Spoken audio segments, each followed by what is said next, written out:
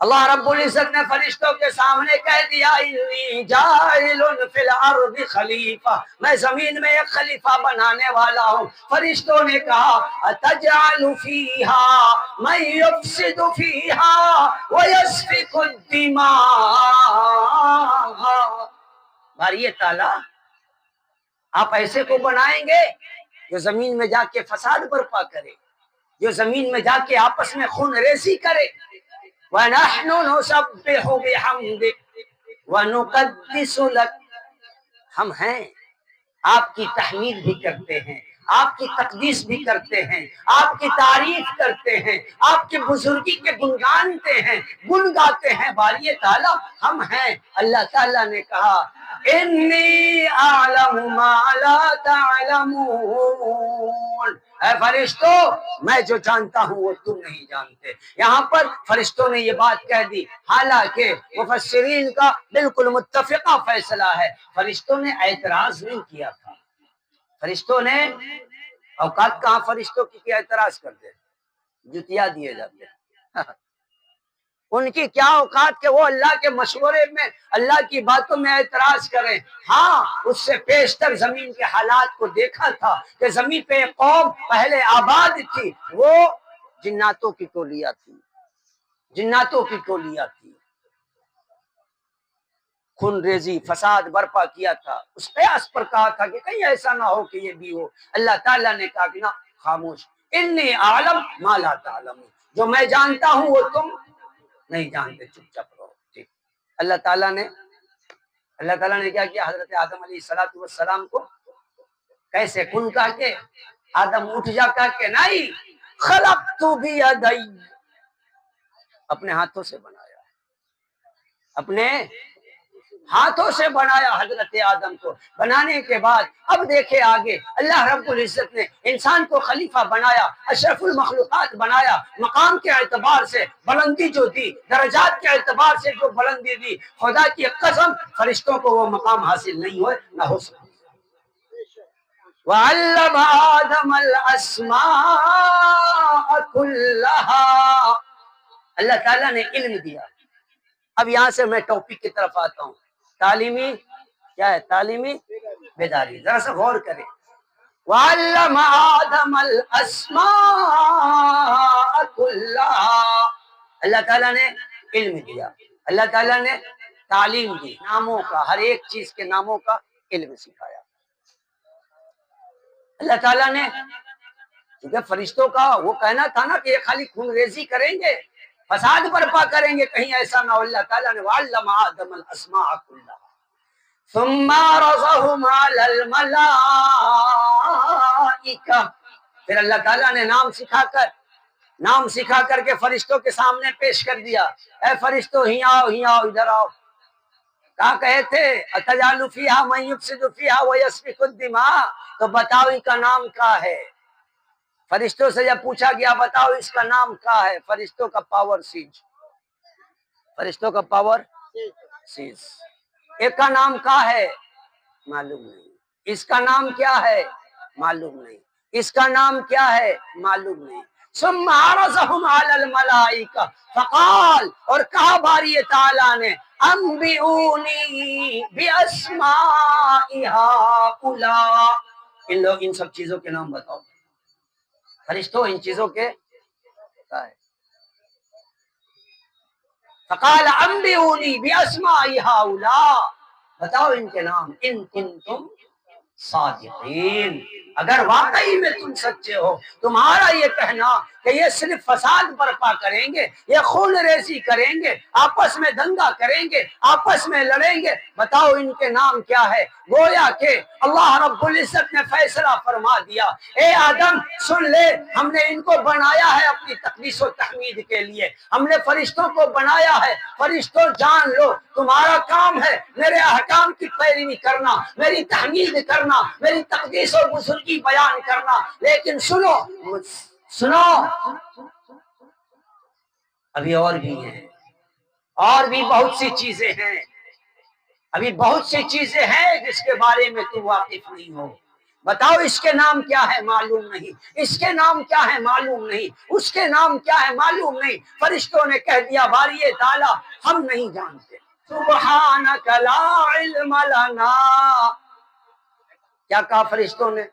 باری تعالیٰ آپ پاک ہیں، آپ کی ذات پاک ہے، ہر عیب سے پاک ہے، ہماری سوچ سے بالا ہے، آپ کا ہر حکم حکمتوں بھرا ہے، آپ کا فیصلہ حکمتوں سے بھرا ہوا ہے۔ سبحان اللہ لا علم لنا، ہمارے پاس علم نہیں ہے، ان ناموں کا علم نہیں ہے۔ آپ نے یہ نام پوچھا، اس کے نام کیا ہے؟ مجھے نہیں معلوم۔ آدم علیہ السلام سب کا نام، آدم علیہ السلام جیت گئے۔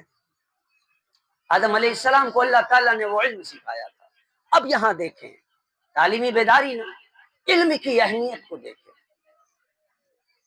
اللہ رب العزت نے انسان کی تخلیق سے ہزاروں ہزار سال پہلے جناتوں کو پیدا کیا تھا، فرشتوں کو پیدا کیا تھا۔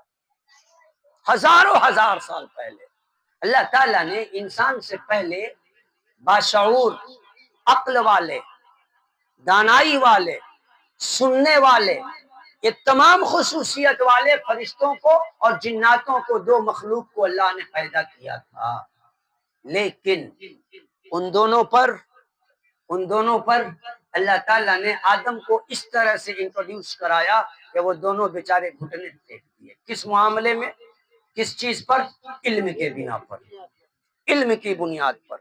وَعَلَّمَ آدَمَ الْأَسْمَاءَ كُلَّهَا ثُمَّ عَرَضَهُمْ عَلَى الْمَلَائِكَةِ فَقَالَ أَنبِئُونِي بِأَسْمَاءِ هَؤُلَاءِ إِن كُنتُمْ صَادِقِينَ، تم سچے ہو تو بتاؤ ان کے نام۔ قالوا سبحانك لا علم لنا الا ما علمتنا انك انت العليم الحكيم۔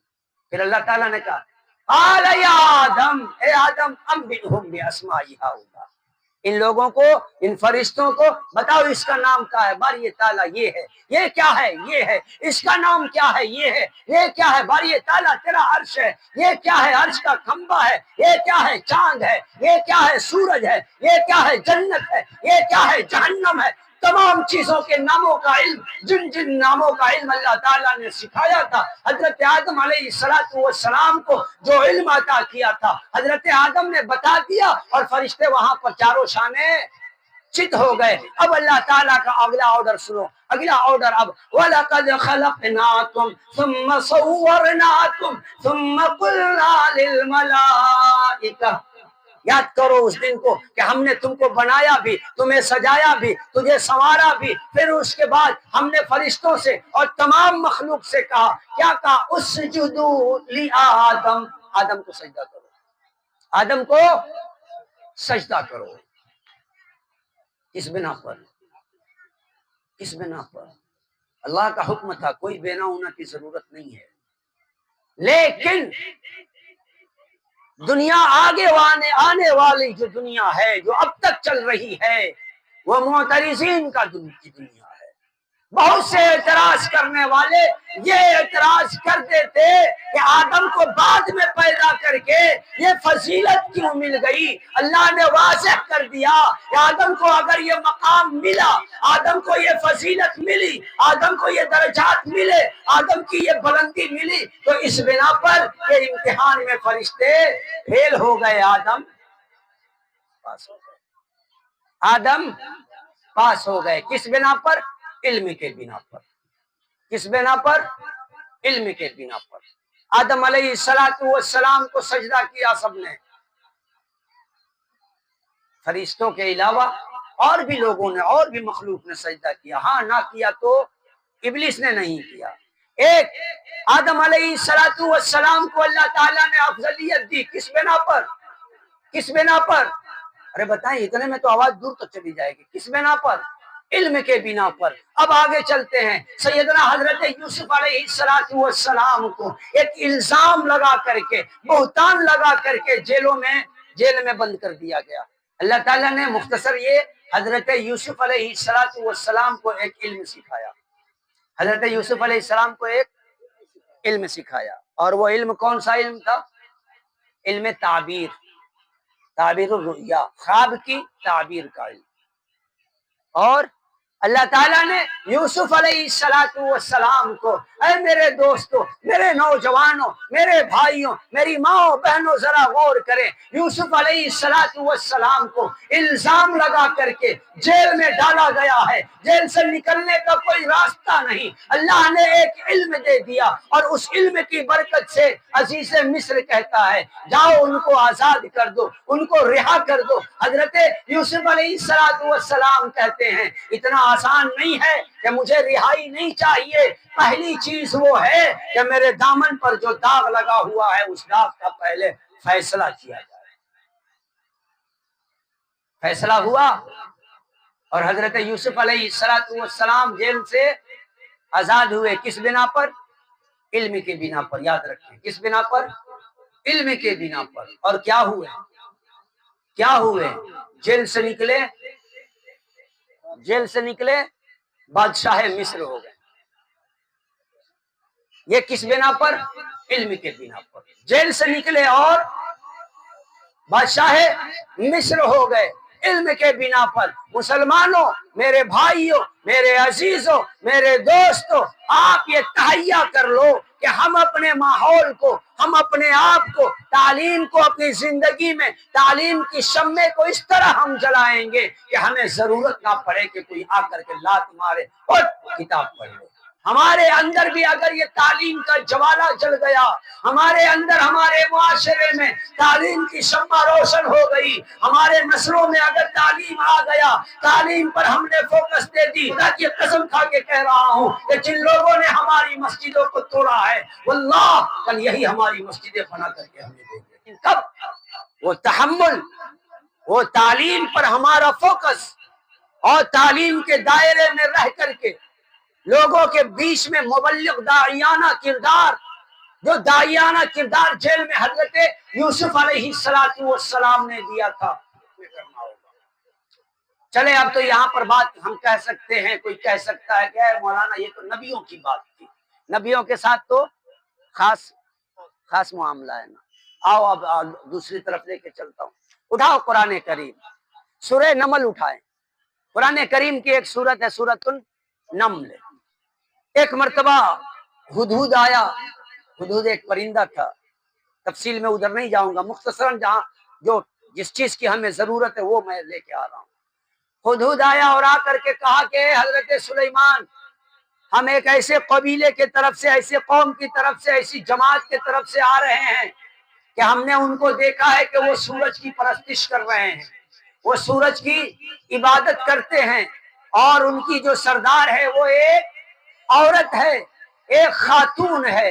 حضرت سلیمان علیہ السلام نے اس ہدہد کی باتوں کی تصدیق کے لیے ایک خط لکھا، اور خط لکھ کر کے بلقیس کے پاس بھیجا، ملکہ سبا کے پاس بھیجا، اور ملکہ سبا کے پاس اب یہ خط پہنچا ہے۔ اب آئیے گا تو قرآن کریم انداز بیان کرتا، حضرت سلیمان علیہ السلام کی محفل ہے، آپ بادشاہ کے تخت پر ہیں، آپ تخت شاہی پر ہیں، اب پوری رعایا سامنے ہے، پوری مخلوق سامنے ہے، ہر غلام سامنے، ہر وزراء، ہر وزیر سامنے، اور حضرت سلیمان علیہ السلام کہتے ہیں کون ہے تم میں کہ کون ہے تم میں جو ملکہ سبا کے تخت کو اٹھا کر کے لے کر کے آ جائے۔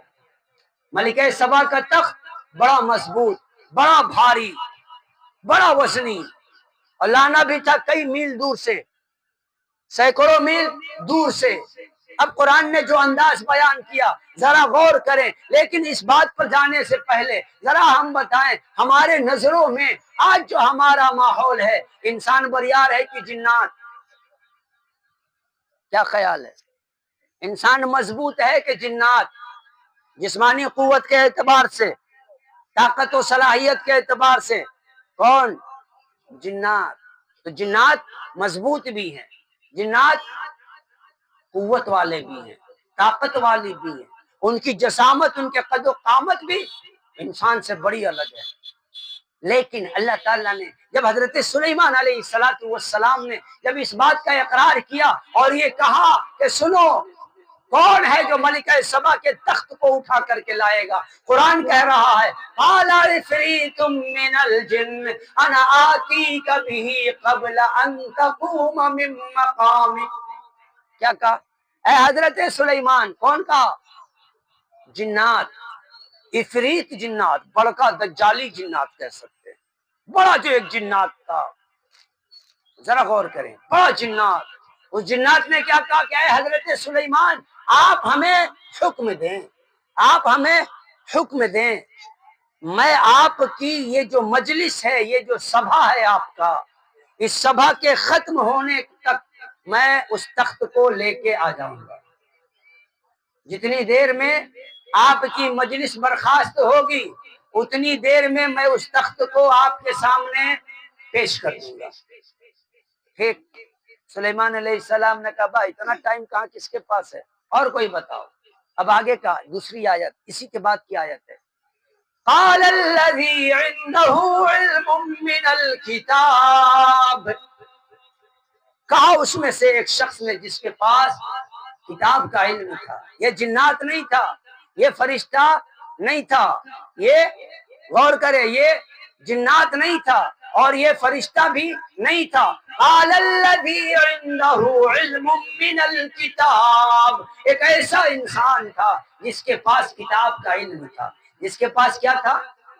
جادو نہیں تھا، جادو نہیں تھا، جس کے پاس علم تھا۔ قال الذي عنده علم من الكتاب، کیا کہا؟ اے حضرت سلیمان انا آتیک به قبل ان يرتد الیک طرفک، اے حضرت سلیمان آپ مجھے اجازت دیں، پلک جھپکنے کے برابر میں اٹھا کے لے آؤں گا۔ کون تھا یہ؟ جنات تھا؟ نہیں، یہ انسان تھا، لیکن کیا تھا؟ کتاب کا عالم تھا، یہ علم والا تھا کہ یہ علم کے بنا پر حضرت آدم فرشتوں پہ سبقت لے گئے، یہ علم کے بنا پر جناتوں پہ سبقت لے گیا، اور بھی اس طرح کے بہت سے واقعات ہیں۔ مختصراً یہ کبھی آپ کو پڑھنا ہو اصحاب الاخدود کی تفسیر پڑھ لیں، وہ سمائی ذات البروج کی تفسیر پڑھ لیں۔ ذو نواز کا بھی معاملہ یہی ہے کہ وہ ایک بندہ ہے، ایک بچہ ہے، چھوٹا سا بچہ ہے، جاتا ہے جادو سیکھنے کے لیے، راستے میں ایک پادری راہب کا گھر پڑتا ہے، کلیسا پڑتا ہے، اس کلیسا میں جا کر کے وہ قرآن بھی حضرت عیسیٰ علیہ السلام کی انجیل بھی سیکھتا ہے، سابقہ ادیان کی شریعت کو بھی سیکھتا ہے، اس کے علم کو حاصل کرتا ہے، محل میں جاتا ہے جادو سیکھتا ہے، یہاں آتا ہے انجیل سیکھتا ہے۔ نتیجہ یہ ہوا کہ 1,00,000 لوگوں کے ایمان لانے کا ذریعہ بن گیا، 70 سے 80 ہزار لوگوں کے ایمان لانے کا ذریعہ بن گیا۔ بڑی تفصیلی باتیں ہیں، خلاصہ یہ کہ یہ تمام چیزوں، تمام لوگوں کے، میں نے آپ کو مثال دی ایک حضرت آدم کی اور فرشتوں کی، دوسری مثال دی حضرت یوسف علیہ السلام کی، تیسری مثال حضرت سلیمان علیہ السلام کے دربار میں ایک جنات ورسز انسان کی، چوتھی مثال جو ذو نواز کی ہم نے دو اسمائے سورہ بروج کی تفسیر کے تعلق سے، وہ بنی اسرائیل کے، مسلمان بھی نہیں، وہ بنی اسرائیل کا، اور ہر جگہ ایک بات سامنے آئی، اور وہ بات کیا؟ کہ علم کے بنا پر انسان افضل ہے، علم کے بنا پر انسان کو اللہ نے فضیلت بخشی، انسان کو اللہ نے مقام بخشا۔